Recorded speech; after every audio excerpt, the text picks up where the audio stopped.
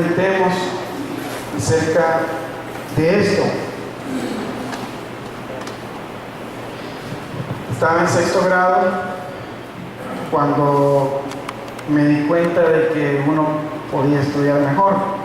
Hasta sexto grado, hermanos, me di cuenta de eso. Porque en sexto grado le saqué una buena nota y eso me motivó a estudiar, porque la maestra dijo, en sexto grado, dijo, bueno, hay 2 alumnos que sacaron la mejor nota, y mi sorpresa es que yo estaba en uno de esos 2 alumnos. Y ese fue el motivo, la motivación que Dios usó para esforzarme un poquito más en el estudio, en ese tiempo en el cual yo estaba preparándome. Quiero decirles que a mí el estudio me ha costado siempre estudiar. Me fui a Ceteca tembloroso, hermano, porque me habían hablado tanto del seminario, que es un estudio a nivel universitario y toda la cosa, pero vencí, no me bastó, entonces fui otra vez para ver si era cierto. Y también la segunda vez estuve en seminario, me decían que para graduarme yo tenía que hacer 4 exámenes que era un resumen de los 4 años de licenciatura. 4 exámenes cuyo cada uno era de 4 horas y le daban a uno la página guía y como 10 o 15 páginas en blanco para que uno desarrollara todo su examen. Y después la tesis, pero quiero contarles de que yo dije, bueno, esos exámenes están difíciles, yo creo que no los voy a... El seminario solo le da la temática a uno y uno tiene que buscar, recordar lo que ha recibido en la licenciatura. Pero fíjese que me preparé 15 días antes para el primero. Y el primero lo hice bien. Me fui a meter y mi horario que escogí, porque en biblioteca le dejaban a uno el examen, escogí de 4 de la tarde a 8 de la noche. Uno sabe su rumbo de ahí, hermanos, viendo solo el currículum y escribiendo y necesitando más de una mano para escribir, pero lo hice bien. Pero la sorpresa fue de que los exámenes eran continuos, o sea que si yo comencé ese día, el siguiente día yo tenía que hacer el segundo y el otro. Entonces dije, bueno, entonces ni modo, voy a estudiar lo que pueda, un día para otro. Eran exámenes muy fuertes, y estuve los 4 días de 4 de la tarde a 8 de la noche encerrado en la universidad, ahí en la biblioteca, y la verdad es que me dejaron esos exámenes sumamente agotado. Mi sorpresa fue que los había aprobado. Esos exámenes hay que aprobarlos siempre, sea la primera, la segunda o la tercera, siempre, solo que la segunda vez hay que pagar de nuevo los derechos, y la tercera vez hay que pagar otra vez, y los pasé. Y Dios me enseñó de que debo de confiar en Él en cuanto a las capacidades que Dios nos da. Lo pasé con 71 de promedio y con 70 se aprobaba. O sea que los pasé raspaditos, hermano, pero los pasé y ya no me preocupé por esos exámenes. El problema de esos exámenes al dejar uno es que usted tiene que reprogramar otra vez. Y es una angustia que se le va prolongando poco a poco. Yo recuerdo que cuando estaba estudiando allí para aplicar a esos exámenes, también, hermanos, comencé a trabajar en el seminario. Estaba trabajando y estaba estudiando. Y recuerdo que el hermano Pablo Sibulca, el rector en ese momento, me dijo: Alfredo, hoy usted ya está aquí en el seminario, agárrela con calma el estudio, porque usted está trabajando y estudiando. él me quería decir, usted puede estar aquí mucho tiempo, puede llevar unas materias de vez en cuando. Y dije, yo no quiero estar mucho tiempo aquí en esta situación. Y el programa que era para 2 años, en el que yo estaba, bueno, me atrasé 1 año más, lo saqué en 3 años, y al final de esos 3 años hice mis exámenes y la tesis también. Pero quiero decirles que tuve la tentación de agarrarla suave y de no cerrar ese círculo. A veces abrimos círculos en nuestra vida que solemos no cerrar. Pero Dios ha sido fiel, porque hermanos, eso que les estoy contando, quiero decirles de que en mi vida pensé que yo los podía aplicar, esos exámenes. Y lo chistoso fue que yo fui el último grupo que se requirieron esos exámenes para la maestría. Si yo hubiera acabado el otro año, yo me salvo de esos exámenes. Pero los pasé y ya es historia. Y uno de los consejos que me daba un maestro mío era: Alfredo, saque sus exámenes, saque la obra que tiene que hacer ahora y cierre ese capítulo, ya olvídese de lo demás. Y a veces, hermanos, Dios quiere que cerremos esos capítulos que solemos abrir. Quiero decirles que Dios tiene diferentes formas de enseñarnos a cada uno de nosotros. Dios tiene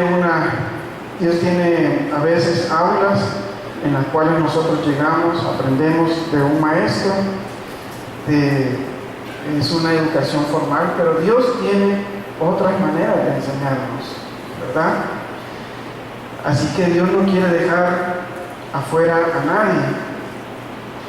Y una de las formas que Dios quiere enseñarnos y quiere darnos sabiduría en nuestro corazón es a través de la observación. Dios quiere que aprendamos sabiduría a través de otros medios. Yo quiero llevarlos a Proverbios capítulo 6 y veamos el ejemplo de la naturaleza que nos da el Señor. Proverbios capítulo 6, en donde se habla de un animalito diminuto, pero que nos enseña también sabiduría. Y en Proverbios 6 encontramos el ejemplo de la hormiga. Y una de las cosas que el pasaje nos ofrece aquí en el versículo 6 es que tenemos nosotros que observar, en primer lugar, observar el ejemplo que nos da la naturaleza. Esa es una forma de aprender. Imagínense, uno va al seminario, Carlos ha ido y tal vez otros, o va a la universidad y uno dice, es que vamos a tener buenos maestros, y dependiendo de los buenos maestros así vamos a aprender, y eso no es cierto. En mi experiencia fue que sí, las aulas me dieron mucha enseñanza, pero el mayor aprendizaje fue afuera, fíjese, en las relaciones, resolviendo problemas, relacionándonos con personas diferentes a nosotros, y allí Dios nos da más crecimiento todavía, más que el que uno puede optar sentándose, escuchando a una persona, porque uno puede sentarse y su pensamiento puede estar, ¿verdad?, en otro lugar, así como aquí. Puede ser que usted esté sentadito, pero su pensamiento esté en las ruedas, en los churros españoles, en las enchiladas o los elotes locos. Tengo ganas de comer un elote loco de Anías. Al salir, dice el hermano, no me provoque. Pero fíjense que uno aprende, hermanos, de la experiencia mucho más.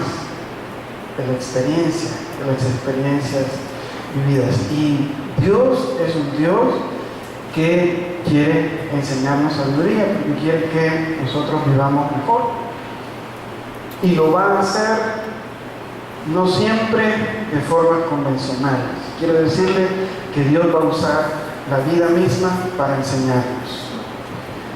Pero en este pasaje nos dice que una de las formas es observando a estos animales llamados las hormigas. El pasaje se dirige a un grupo de personas, dice: ve a la hormiga, oh perezoso, mira sus caminos y sé sabio. El Señor nos invita a observar a estos animales para encontrar sabiduría en ellos. ¿Qué podemos aprender nosotros de la hormiga? Fíjese que el pasaje mismo nos va a decir algunas características de la hormiga. Pero ¿saben? Una de las cosas importantes que tiene que ver con una educación informal de parte del Señor para nosotros. Mire, todos estamos en esa escuela, por cierto. No todos optan por un seminario, no todos pisan el suelo de una universidad, no todos, pero sí todos hermanos. Todos nosotros estamos en la escuela de Dios. Y Dios quiere enseñarnos en esa escuela. Y Dios nos enseña de diferentes maneras, y eso es lo especial del Señor. Pero a diferencia de la educación formal, usted tiene la educación formal, usted tiene que aprobarla, ¿verdad?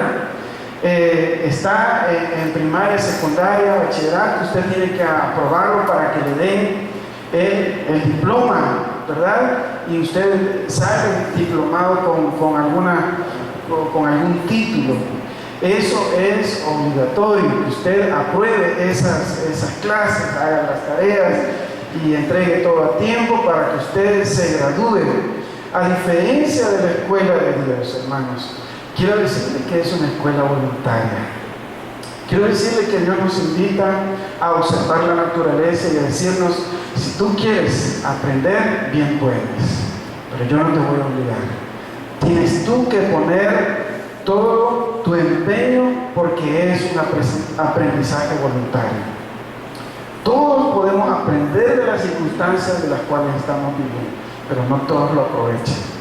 ¿Por qué razón? Porque esto es voluntario. Dios no va a obligar a nadie en este proceso de sabiduría. El consejo de Dios es: observa lo que está pasando a tu alrededor y sé sabio, dice, oh perezoso. Y se dirige a los perezosos, y no necesariamente son aquellos holgazanes, sino pueden ser otra clase de personas que se distraen fácilmente en la tarea. Entonces, Dios nos invita a esto, a aprender de esta manera. ¿Dónde aprendemos a ser sabios? Dios tiene un aula o un pensum informal donde quiere enseñarte a ser sabio, a través de la observación, a través de la experiencia. Es un aprendizaje voluntario, cada uno va a aprender según responda al llamado de Dios. Y si Dios te invita, Dios espera que respondas, pero no todos van a responder a este llamado, porque es un llamado voluntario. Dios nos dice: mire, observe y vea que la naturaleza también nos puede enseñar. Es a través de la observación y de la obediencia que Dios quiere mostrarnos algo. ¿Para quién está disponible la sabiduría, hermanos, según este versículo? ¿Para quién está disponible el ser sabio? Para Dios, ¿a quién está invitando? A sus hijos, ¿no es cierto? A todos nosotros. Eso quiere decir que todos nosotros podemos aprender algo más acerca de qué es sabiduría, cómo poder vivir mejor la vida que Dios nos ha dado, cómo podernos lastimar menos en la vida que nosotros tenemos. Esto es un mensaje para todos. El pasaje, aunque se dirige a personas holgazanas o torpes, es un mensaje para todo aquel que escucha al Señor. Pero ¿por qué se reprocha en este pasaje al perezoso? ¿Por qué está dirigido principalmente al perezoso? Hermanos, no solo por su holgazanería, ya no computo bien a esta hora, holgazanería, no solo a ellos, sino porque saben una cosa, y aquí me van a ayudar todos, de la mano de la pereza hay pecados que se le añaden a este otro pecado de la holgazanería. Díganme por favor algunos pecados que tienen relación con la holgazanería. A ver, ayúdenme, hermanos. Quiero saber que están aquí y no están en las ruedas todavía. ¿Perdón? Robar, muy bien. Un pecado muy relacionado, ¿verdad? Es un atajo. ¿Qué otro, hermanos? Mentir, ¿verdad? Bueno, mentimos excusándonos, ¿verdad? Muy bien. Fíjese. ¿Por qué es importante? Porque es importante ese reproche a la pereza. La pereza está de la mano con otros pecados. ¿Qué otro pecado está de la mano con la holgazanería? ¿Pensar? Copiar. Muy bien. Excelente. ¿Verdad? No estudiamos y copiamos, ¿verdad? Y eso es un pecado. Eso es un pecado. ¿Cuál es el pecado que se comete ahí? El mentir, ¿verdad? El engañar, el no ser verdaderos. ¿Qué otra cosa? Copiar, muy bien. ¿Qué otra cosa? Pecados que están relacionados con la holgazanería. ¿Otra cosa? ¿Oui?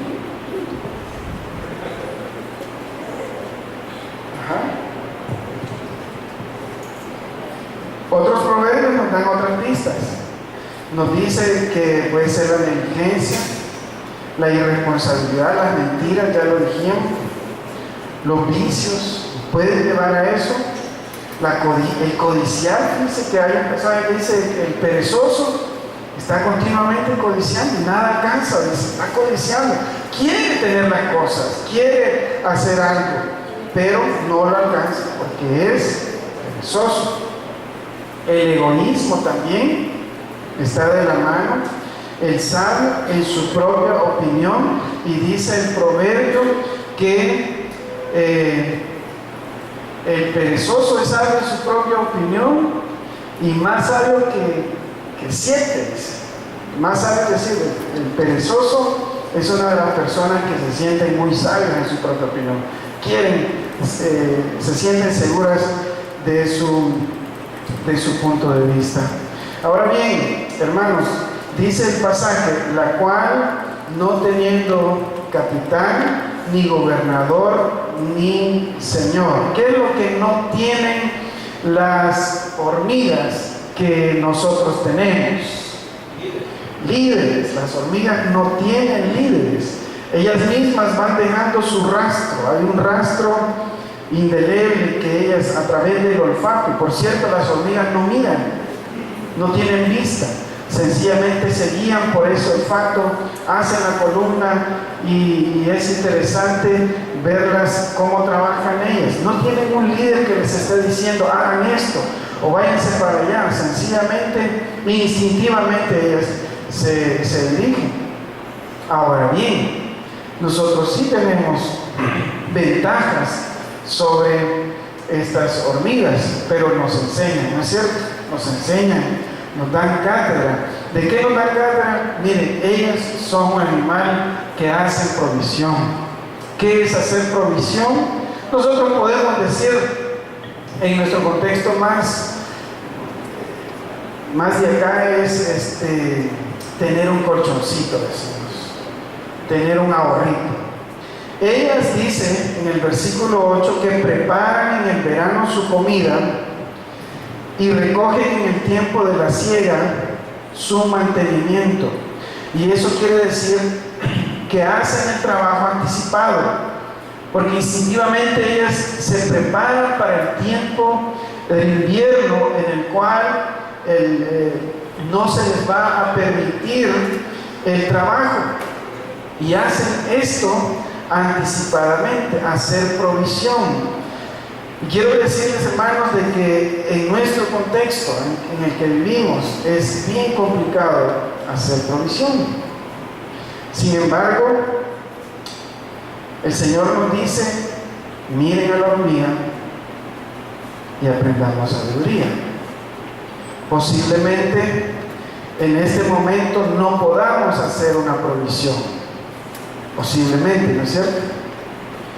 Pero hermano, no se cierre, porque la invitación que la Biblia nos dice es: ve a la hormiga y sé sabio.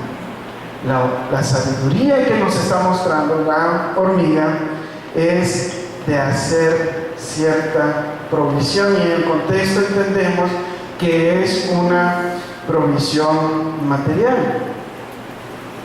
Si yo preguntara cuántos aquí están ahorrando,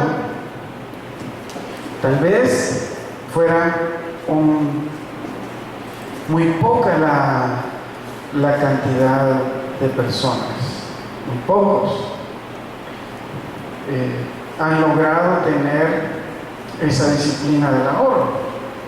Pero hermano, no se cierre.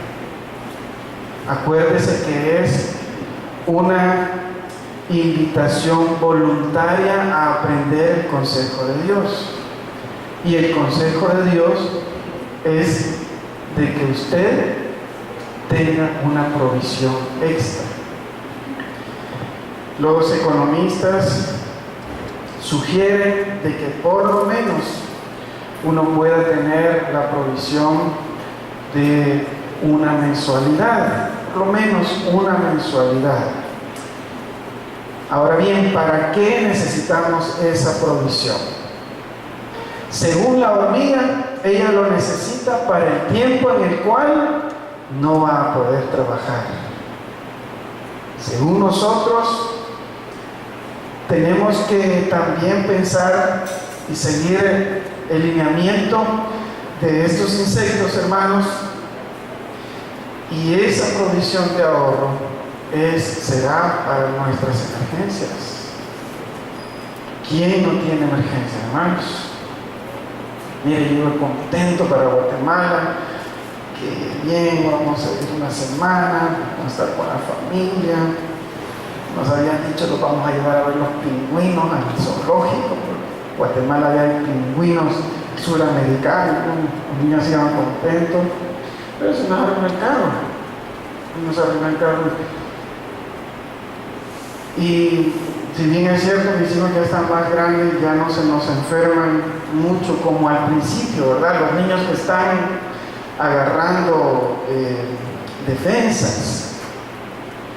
Cuando los niños estaban chiquitos era una cuestión de médicos, era una cuestión de infección, y uno se aprende hasta los medicamentos, ¿no? Y uno la hace hasta de doctor ahí, de tanto que repite las mismas cosas que los doctores le dicen a uno, ¿verdad? Ya sabe, uno ya se aprende hasta los nombres para todo padecimiento de los niños. Pero los imprevistos llegan, y hay que hacer provisión de alguna manera. ¿Y a cuántos les gustaría hacer provisión? ¿Cuántos les gustaría hacer provisión? ¿Cuántos? A todos. Y es un consejo del Señor, ¿verdad? Es un consejo del Señor. Lo que yo quiero pedirle es que no se cierre y decir: es imposible hacerlo. Tal vez hoy por hoy no lo puede hacer, pero no se cierre, porque esa provisión es importante que usted la tenga. Recuerda aquellas viudas, aquellas vírgenes que estaban esperando la venida de su Señor, y unas que les dio quizá pereza de ir a comprar aceite, no compraron aceite. Y dice que ya llegando a la medianoche, sus lámparas estaban apagando. ¿Y qué hicieron? Pedirle a las otras que habían sido diligentes. A esas acudieron. Y las diligentes les dijeron, no podemos. Porque si compartimos el aceite que tenemos, ni ustedes ni nosotros vamos a poder estar con luz cuando el rey venga. Entonces, hermanos, es algo que nos reta, no se cierre, y oremos para que el Señor nos ayude a aprender y a practicar estos principios. Y dice el versículo 9, 10 y 11. Aquí sí ya describe al perezoso y lo describe como un dormilón. Se levanta de su sueño. Dice, ¿cuándo se va a levantar de su sueño?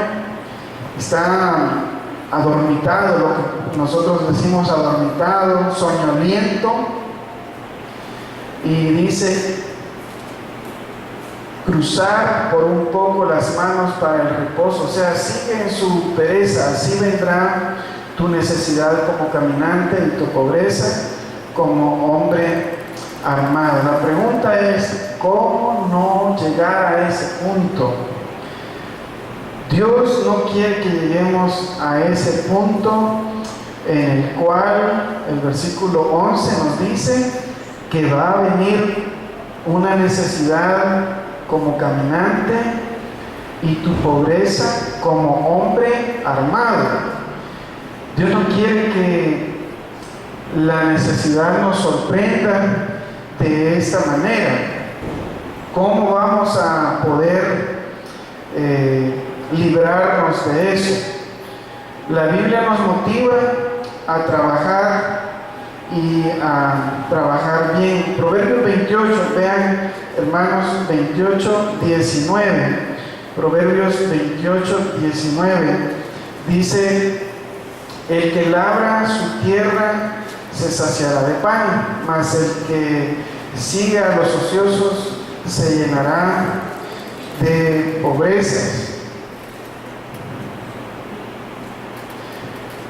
Una de las formas como podemos enfrentar, hermanos, no llegar a eso, es esforzarnos más allá de lo que es nuestra obligación, poner todo empeño, energía y atención en lo que realizan.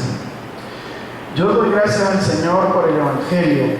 La verdad es que el Evangelio me ha dado salvación, me ha dado familia, me ha dado todo lo que yo tengo, el Evangelio de nuestro Señor Jesucristo.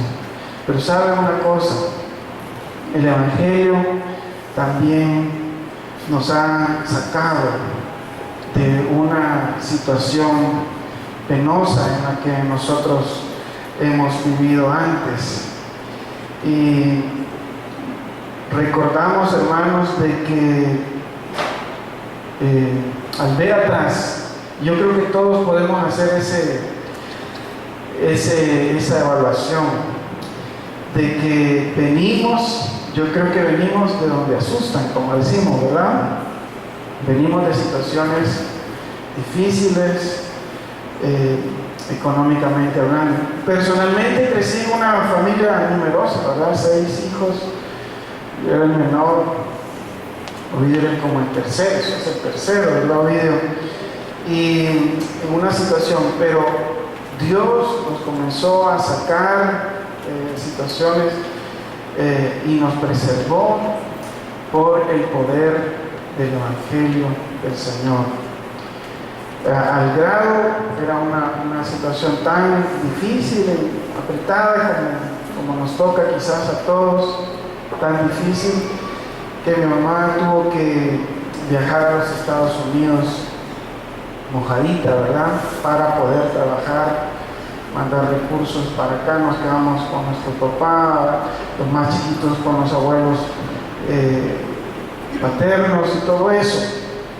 Pero yo doy gracias al Señor que Él, por causa del Evangelio, yo tengo una tesis, yo no sé si usted está de acuerdo, que si usted camina de la mano del Señor, Dios lo saca adelante. No lo hace rico, tal vez algunos van a ser ricos, ahí me invitan, por favor, tal vez alguno va a ser rico, quién sabe, que la riqueza tal vez no es para todos, pero para algunos sí. No estoy hablando de riqueza, estoy hablando de que cuando Dios nos llama, y si usted ha recorrido un tiempo de caminar con el Señor, usted tiene que ver la prosperidad del Señor en su vida. Tiene que ver un adelanto, tiene que ver alguna diferencia de lo que Dios ha estado haciendo en su vida. Por eso es que hay que ser fieles a Dios, hermanos. Fieles a Dios en lo poco, en lo mucho. Hay que comenzar a diezmar aun cuando usted no trabaje. Aun cuando no trabaje, usted diezme. Porque cuando trabaje y reciba esos fajos de dinero, ya no le va a costar diezmar. Porque va a decir, esto es de mi Señor, es para Él. ¿Verdad? Posiblemente la remesa que reciba o de carambola usted reciba algo, acuérdese de su Señor y comience a diezmar lo que usted recibe, para que Dios lo bendiga y que le vaya bien, ¿verdad? Y que Dios prospere su caminar. Dios es fiel, hermanos, y Dios puede sacarnos en victoria. Pero la Biblia también nos invita y nos dice, hermanos, que cuando a alguien se le pida algo, que camine una milla, esa persona tiene que caminar 2 millas. ¿Cómo se llama esto? ¿Cómo se le llama a esto? En Mateo 5 encontramos este pasaje. Mateo 5:41. Si te pide que lleves una carga, una milla, dice la Biblia, ve y ayúdale 2 millas. ¿Cómo le llamaríamos a eso en nuestro contexto?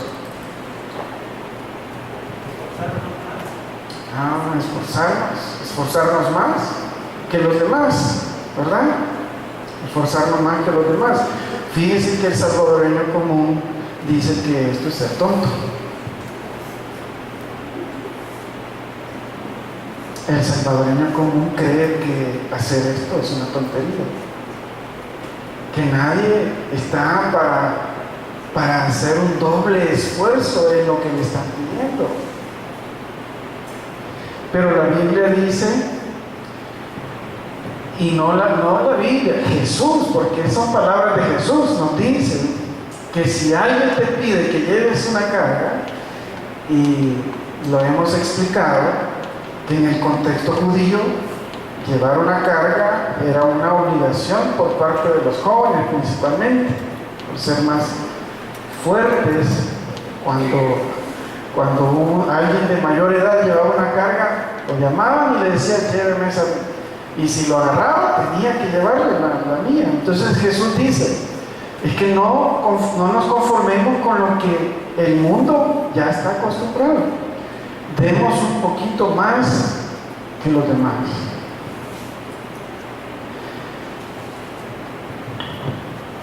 Pero el salvadoreño, que es muy trucho, muy buzo, muy adelantado, ¿verdad? Dice, eso es una tontería. Eso es una tontería. Pero como por eso se llama la locura del Evangelio, por eso dicen que Pablo decía, es una locura el Evangelio. Es una locura el Evangelio. Y en la mañana mirábamos que Saúl pensaba que la fuerza estaba en su gente, que se le estaba yendo. Es una locura pensar que si se nos va gente de un ejército, vamos a tener probabilidad de ganar. Es una locura. Allá usted que quiere creer, hermanos. Pero el Evangelio dice este consejo. Dice que la primera mía es el esfuerzo que se le obliga a hacer dentro de sus atribuciones. Posiblemente esa primera mía tenga que ver con tener al día todos los requerimientos que se le pidan en su trabajo o en sus estudios. Pero la segunda es una mía que se hace con generosidad, otra vez voluntariamente, en su corazón, y actúa con diligencia. Cuando se hace con diligencia, cuando se da un esfuerzo extra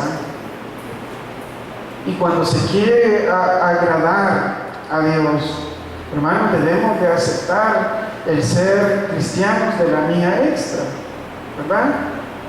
Y no conformarnos con lo que el mundo dice, que servir a los demás, servir en exceso, hacer las cosas extravagantes, como aquella mujer que rompió ese perfume en la cabeza de Jesús. Es una locura, el mundo lo mira así, sinceramente el mundo lo mira así. Es una locura derramar dinero. Los mismos discípulos le reclamaron a esa mujer, estás desperdiciando, hay muchos pobres. Es una locura, pero hermanos, la Biblia nos motiva y nos dice que no debemos de ser mezquinos a la hora de hacer nuestro trabajo. Hay una desmotivación en nuestro trabajo, porque muchos en nuestro contexto no están trabajando en las áreas que más les agrada, y hay desmotivación. Y esto de la mía extra es una locura, pero Dios nos invita, hermanos, a que no seamos mezquinos, sino que vayamos más allá. Qué bonito fuera, hermanos, que mañana al comenzar a trabajar hagamos un poquito la mía extra. Qué bonito fuera que si en tu casa te está tocando lavar algunos trastes, digas, yo voy a hacerlo lo de todos. Esta semana me he quedado sin la persona que nos ayudaba en la casa, y las reglas tienen que cambiar mientras no encontremos a alguien que nos siga ayudando, ¿verdad? Pero mi esposa está trabajando, y entonces estamos lavando nuestros trastos. Cada quien que come lava sus trastos. Y siempre se mantiene limpio, no se mantienen trastos ahí, ¿verdad? Pero más de alguno dice, hoy yo voy a lavar todos. Y qué rico se siente, ¿verdad? Hoy me los perdonaron a mí porque el domingo te los perdono, la mía extra. Pero estoy seguro que un vivaracho salvadoreño dirá, o sea, por hombre, y si la ley dice que cada quien tiene que hacer cosas. ¿Quién dice esto, hermanos? Le obligaron a ir a una mía, pero tú camina 2 millas. En tu trabajo, haz la mía extra.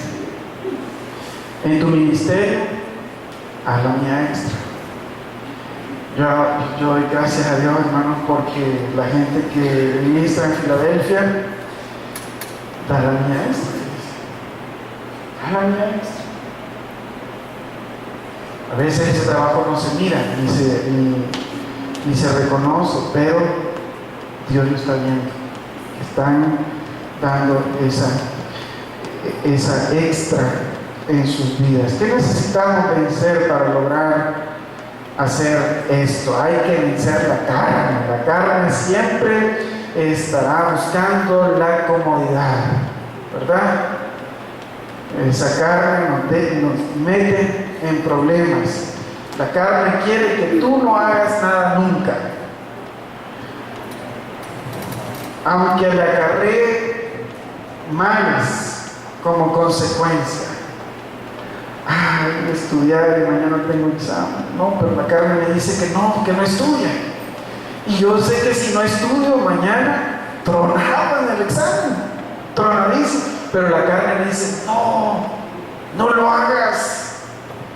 Entonces, hay un enemigo que vencer en esto, en el consejo que Dios nos da en Mateo 5:41, y es vencer la carne. El perezoso dice, duerme a pierna suelta. Me gustó esta versión. El perezoso duerme a pierna suelta y pasa hambre.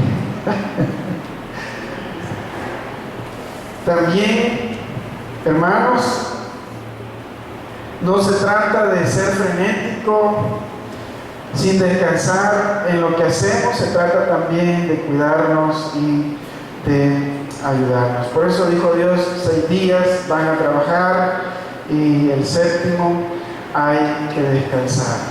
Eclesiastés 3:1 dice, hay tiempo de trabajar y tiempo también de descansar. Y Jesús dijo, mi Padre hasta ahora trabaja y yo también trabajo. En Génesis 2:15 vemos también a Jesús, a Dios, encomendando la labor a Adán de dar nombre y de ese trabajo. Y al final, hermanos, Colosenses 3:29 dice, y todo lo que hagáis, hacedlo de corazón como para el Señor. ¿Ha visto usted haciendo la mía extra a alguien al estilo Chavo del 8? Que el Chavo del 8 comience a patear así. Eso no sirve. Eso no agrada a Dios. Porque Colosenses 3:23 nos dice que todo lo que hagamos lo tenemos que hacer de corazón, como para el Señor. Lo hagan otros o no lo hagan, me estén viendo o no me estén viendo, tengo que hacerlo con mucho agrado. Hermanos, estos consejos de observar la iglesia, hermanos. De hecho, no tenemos escuela dominical, pero cuando la teníamos, no teníamos un programa de caducar y de graduarnos de esa escuela dominical. Es la única escuela que nunca se gradúa uno, ¿verdad? Siempre hay que seguir aprendiendo. Ahí nosotros vamos a aprender, pero va a ser de manera muy voluntaria, muy voluntaria. Yo no quiero ponerme de ejemplo, pero creo que lo he hecho esta noche, porque tengo una tesis al ver mi vida, y es de que Dios nos bendice, hermanos,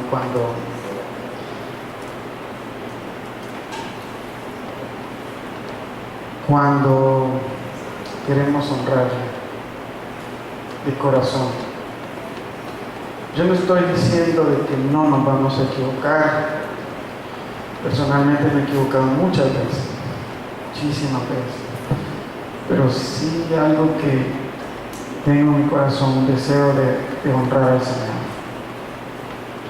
Y Dios toma ese deseo y es misericordioso y lo convierte en bendición para sus hijos. Dios quiere bendecirlos tremendamente y lo está haciendo y lo va a seguir haciendo. Pero lo que quiero dejar esta noche es que Dios tiene este pensum voluntario. Aquí no tenemos tablas de evaluación, no tenemos nota mínima. En otros lugares sí las tienen, ¿verdad? No tenemos, porque esto es voluntario. Hay que seguir a Dios voluntariamente. Y aprendemos también voluntariamente. Pero cuando lo hacemos así, Dios no se queda con eso. Amén, hermanos. Vamos a orar. Padre, gracias porque esta noche el grupo de tus hijos, Señor, tuvo el cuidado de acercarse a tu casa para bendecirte. Aquí tú estás, Señor. Aquí estás tú para ayudarnos, para cuidarnos, alimentarnos, Señor. Aquí estás tú para ayudarnos en nuestro caminar diario. Padre, te bendecimos, Señor, porque un día tú nos llamaste y ahora podemos ver atrás y vemos que nos has bendecido, Señor, nos has sacado adelante. Y aunque nos falta mucho por recorrer, Señor, sabemos que caminar en tus caminos, Señor, es lo mejor que podemos hacer en este tiempo. Ayúdanos a no cansarnos de venir a la iglesia. Ayúdanos a no cansarnos de llevar la cruz cada día, Señor. Ayúdanos cuando nos empecinamos a hacer nuestra voluntad, Señor, y tú con misericordia esperas, Señor, esperas que nosotros reaccionemos. Ayúdanos en esos momentos. Hemos estado en esos momentos todos, en los cuales te pedí, estamos estacionados queriendo hacer nuestra voluntad. Ayúdanos en ese tiempo también, Señor. Te bendecimos, Señor. Y oramos, Padre, para que podamos crecer en sabiduría de la forma que tú nos has planteado en esta hora. En el nombre de Jesús oramos. Amén y amén.